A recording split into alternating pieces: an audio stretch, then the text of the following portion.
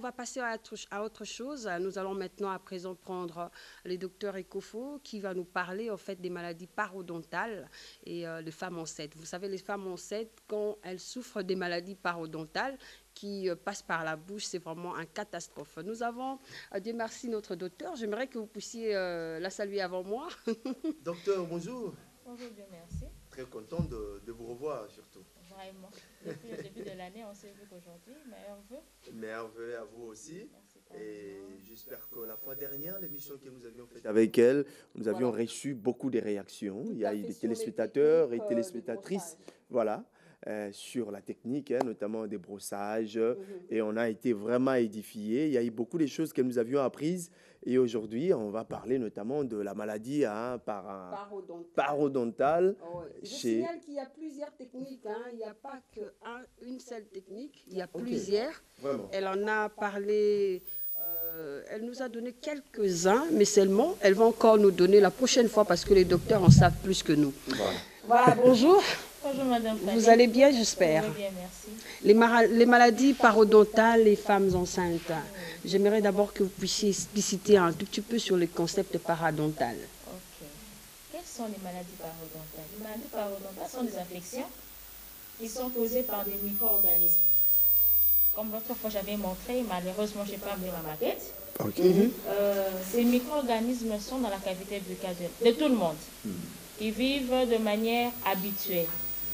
Quand il y a maintenant un déséquilibre qui s'installe, elle va entraîner la destruction d'abord des tissus gingivales, comme j'avais dit la fois passée, moussinamino. Et au fur et à mesure qu'il y aura destruction, il y aura aussi destruction de l'os, parce que la dent est implantée dans l'os. Et de là, maintenant, nous allons présenter les maladies parodontales. C'est un peu ça. Aujourd'hui, on va rester dans les complications. Je pense que si Nzanga, avec la complicité de Joël Kalonji, va, n'est-ce pas, nous aider avec quelques illustrations, parce que les femmes enceintes souffrent beaucoup. Déjà, la charge qu'ils portent en elles, c'est déjà compliqué, parce que ce n'est pas une habitude de chaque jour. Voilà. Et après avoir mal à la dent, avoir des maladies parodontales, c'est vraiment chaos. C'est pourquoi nous voulons sauver des vies au travers, n'est-ce pas, l'apport du docteur. N'est-ce pas, Dieu merci Ngoma? Bien évidemment, parce que beaucoup de gens, certaines personnes aimeraient peut-être savoir si et seulement si cette situation peut aussi handicaper ou encore pourrait aussi avoir des conséquences néfastes, surtout pour une femme qui est enceinte. Et on aimerait savoir, parce qu'il y a beaucoup de femmes enceintes qui nous suivent. Et il y en a même qui attendent une consolation, voilà. Un remède. Et voilà. Et je pense que le docteur est là, elle est bien disposée pour pouvoir nous donner toutes ces réponses. Est-ce que, docteur, pour une femme qui souffre de cette maladie, mais qui est enceinte, est-ce que celle-ci, cette maladie, peut aussi avoir des répercussions, notamment néfastes, surtout qu'elle est enceinte? Oui, la maladie parodontale a des effets néfastes chez les femmes enceintes. Ça fait plusieurs années que les littéraires, les études ont été faites. Les gynécologues ont remarqué que dans 40 à 30% des cas, les femmes venaient avec des complications. Mais quand ils font des études, ils font tous les examens possibles, on ne trouve pas l'origine. Mais Dieu a permis que les scientifiques ont pu découvrir qu'il y a des maladies parodontales qui sont à la base de ces complications et dont les mécanismes sont aussi mis à la scène de tout le monde, et tout le monde maintenant peut comprendre quels sont les mécanismes qui sont reliés avec la maladie parodontale et les conséquences qui peuvent se faire chez la femme enceinte et son produit de conception. Nous sommes en train de voir en illustration comment est-ce que nous perdons en fait la beauté de nos dents à partir des maladies parodontales. Cette femme enceinte qui a cette maladie, est-ce qu'elle peut faire l'avortement? Oui, elle peut faire l'avortement. Le mécanisme est clair. Quand la femme est enceinte, il y a des hormones qui interviennent. Et ces hormones modifient les tissus gingivales. Je veux dire, il y a une perméabilité, il n'y a plus de passoires. Les micro-organismes vont passer directement dans les tissus gingivales. Et de surcroît, à travers le brossage dentaire, elle va faire une bactériémie. Je veux dire, il y aura une dissémination de micro-organismes dans le flux sanguin, et avec, associé avec, on peut dire, les micro-organismes et les cytokines, on peut dire les médiateurs inflammatoires. Ça va passer au niveau de la circulation sanguine, qui va arriver au niveau de foie maternel. Et au niveau de foie maternel, ça va maintenant créer une phase aiguë. Et cette phase aiguë, ça arrive au niveau du col de la maman, parce que l'enfant et la maman est relié à travers le cordon ombilical. Ok. De là, il y aura maintenant une réaction vraiment inflammatoire qui va s'imposer. Et cette femme peut faire un avortement à travers le fait qu'il y aura rupture de la membrane, et puis il y a une production de la prostaglandine. Elle peut faire un avortement, fausse couche dans le fait que dans le liquide amniotique, on peut retrouver le micro-organisme venant de la cavité buccale de la maman, qui a traversé le placenta. Se trouvant dans le liquide, l'enfant va absorber le liquide, les micro-organismes, ainsi que les médiateurs inflammatoires qui sont tellement élevés qui vont entraîner cet avortement et cette fausse couche. Dieu merci. Et pour une femme qui a, admettons, qui souffre de cette maladie, beaucoup, pendant que admettons, parce que c'est 9 mois, et admettons que cette maladie lui soit arrivée, admettons, vers les 6e ou 7e mois, cela est-il possible? Oui. En fait, la maladie parodontale chez la femme enceinte, ça ne vient pas à travers la grossesse. C'est une maladie qui vient avant. C'est pour cela que j'ai dit la fois passée que l'hygiène bucco-dentaire est très importante. Et puis la consultation auprès d'un chirurgien dentiste ou bien un spécialiste avant la grossesse est tellement importante.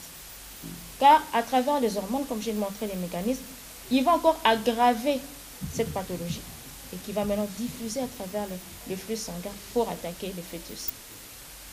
Et le constat fait aujourd'hui est que les femmes n'en tiennent pas compte. Ben oui, Les c'est femmes pourquoi. n'en tiennent pas compte. C'est d'ailleurs la raison qu'on a invité le docteur Ecofo à propos, parce que les femmes enceintes souffrent beaucoup.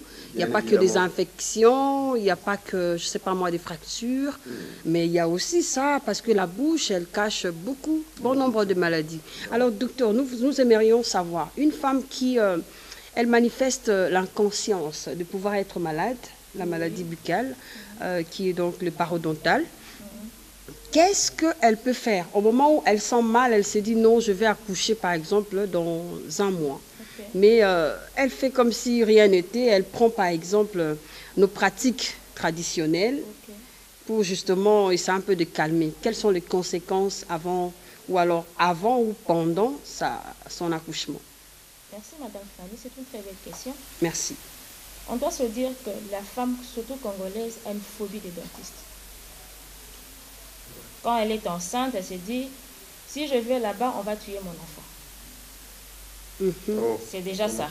C'est une phobie déjà chez les femmes enceintes. Cette peur-là, en fait. Elles ont on peut dire, leur idéologie de dire que je préfère aller acheter des habits pour que je mette au monde. Je préfère suivre le CPN, comme on m'a dit. Mais quand j'ai un problème à la bouche, je ne pars pas parce qu'on va tuer mon enfant. Or, c'est un défaut. Elles vont recourir à quoi? Aux tantes, aux expérimentés à la matière. Une tante, une amie, un tonton au coin qui le dit non, utilise parfois. Je n'ai pas demandé qu'on en fasse.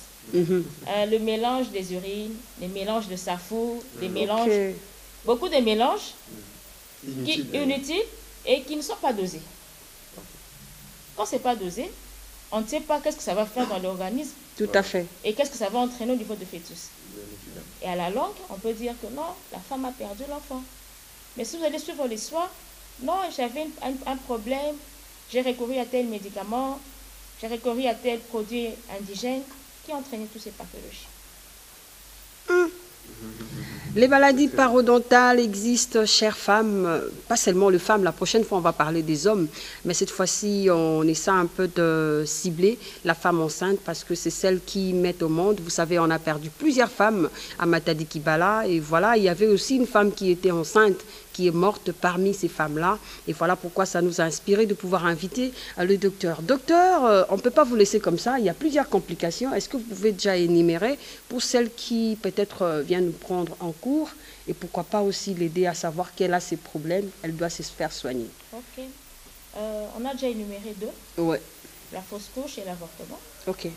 On va ajouter aussi la prééclampsie et les enfants à un petit poids, hypertrophie, à faible poids.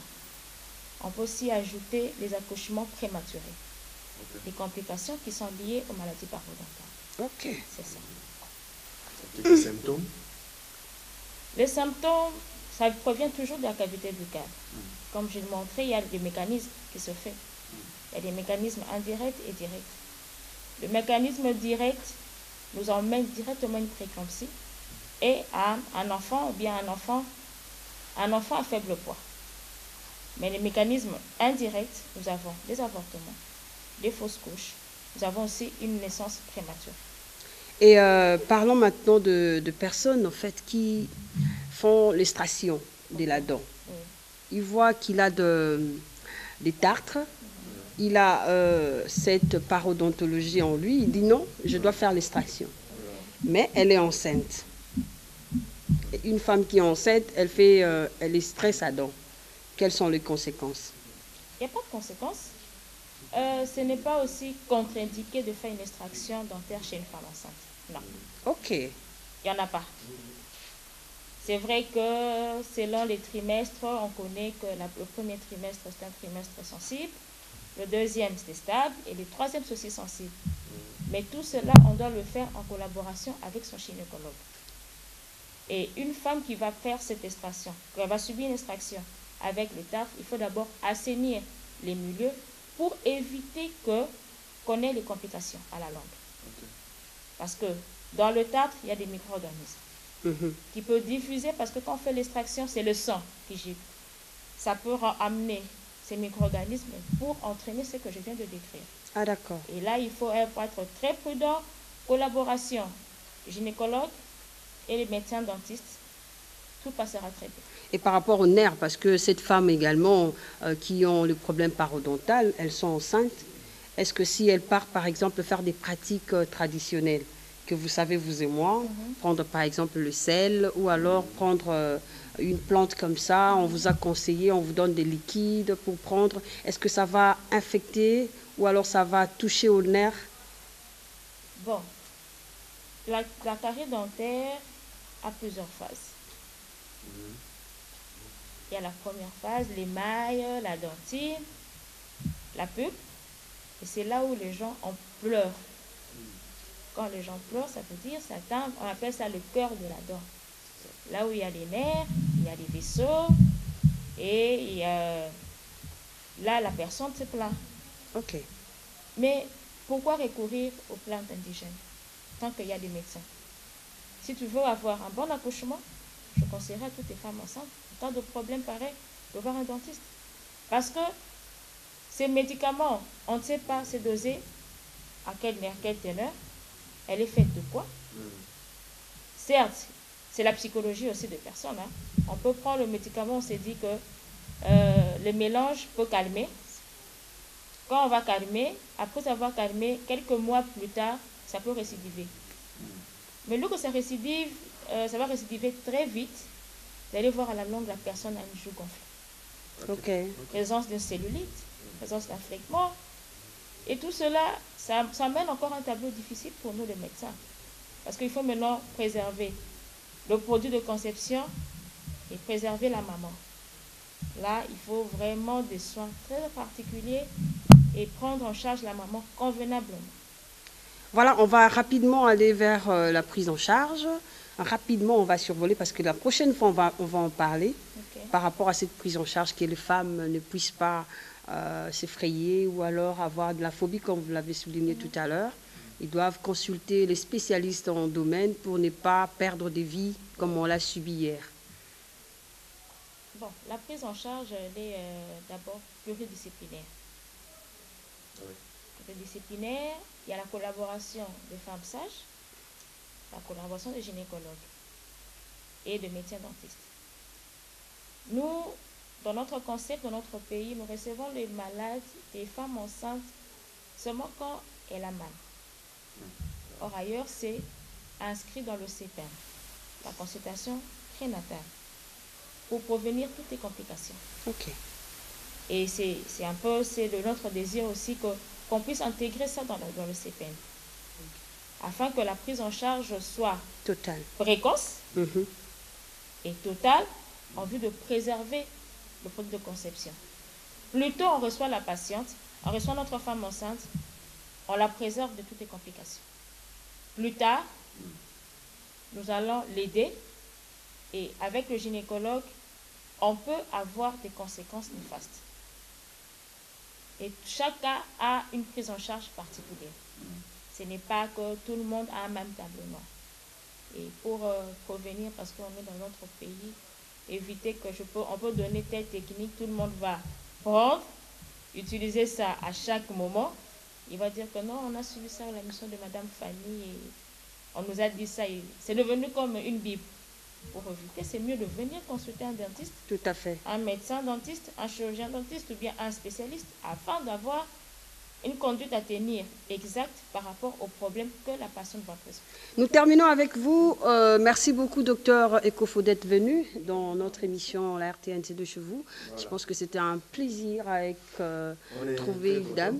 Voilà, très content. Mais sinon, on ne peut pas vous laisser partir comme ça sans pour autant illustrer votre élément, c'est-à-dire votre propos par rapport à la perte des femmes hier au niveau de Matadi Kibala, les femmes vendeuses. C'est un coup dur pour la nation congolaise. C'est vrai que les femmes sont parties chercher de quoi manger pour nourrir leur famille. La pluie est une bénédiction, mais ça a amené des dégâts. On ne peut s'en prendre ni à Dieu, ni aux hommes. Nous allons seulement rendre grâce à Dieu pour ce qui est arrivé.